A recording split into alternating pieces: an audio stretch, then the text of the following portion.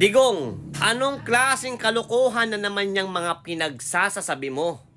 Ha? Ito ang sinabi niya mga ka-BBM. Kung babalik ako, humanda talaga kayo. Tapos sabi niya, bumalik na naman ng droga, marami na namang standby at nang-hold up.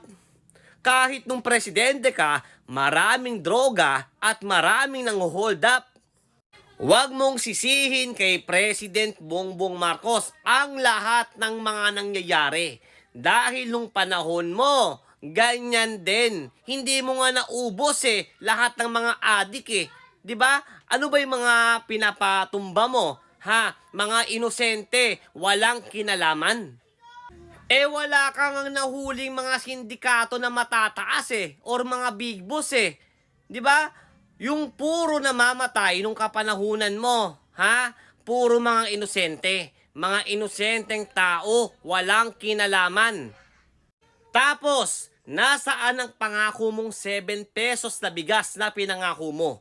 Nung nangako ka na naging presidente ka, hindi nga bumaba, lalong tumaas. Si President Bongbong Marcos na nangarap lang na maging 20 pesos.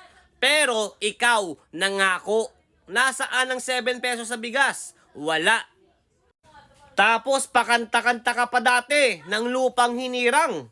Pero ang ating teritoryo, pinamigay mo sa bansang China. Hindi mo pinoprotektahan at hindi mo pinaglaban at pinagtanggol. Bagkos, hinayaan mong makinabang ang bansang China sa ating sariling teritoryo. Tapos ano pa? Nagpasok ka ng pogo dito ng mga sindikatong mga Chino. Ha? Tapos, nagtatrabaho ang mga kapwa natin Pilipino. Ha? Sa mga sindikato.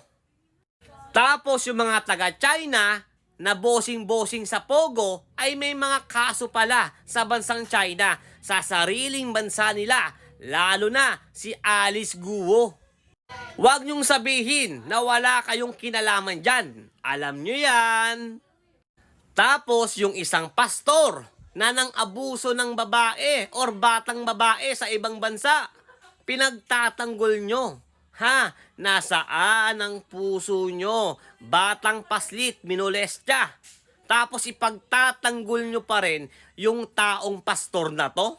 Tama ba yan? Kaya kung hahamakin mo si President Bongbong Marcos at kung lalaitin mo ang kanyang pamumuno, diyan ka nagkakamali. Yung mga sinasabi mo nung kapanahunan mo ay meron din yan. Hindi mo nga naubos yung pangako mo sa loob ng 1 buwan. Okay? Kung magkakaroon talaga ng disgrasya or krimen, mangyayari. Huwag dapat isisi kung sino ang presidente ngayon. Kaya sa totoo lang, kung ano man ang paninira na ginagawa nyo kay President Bongbong Marcos, isa lang ang masasabi ko. Hindi kayo magtatagumpay sa maitim na plano or balak nyong paninira kay President Bongbong Marcos. Dahil si PBBM ay ginagabayan ng Panginoon sa kadiliman. Yun lang.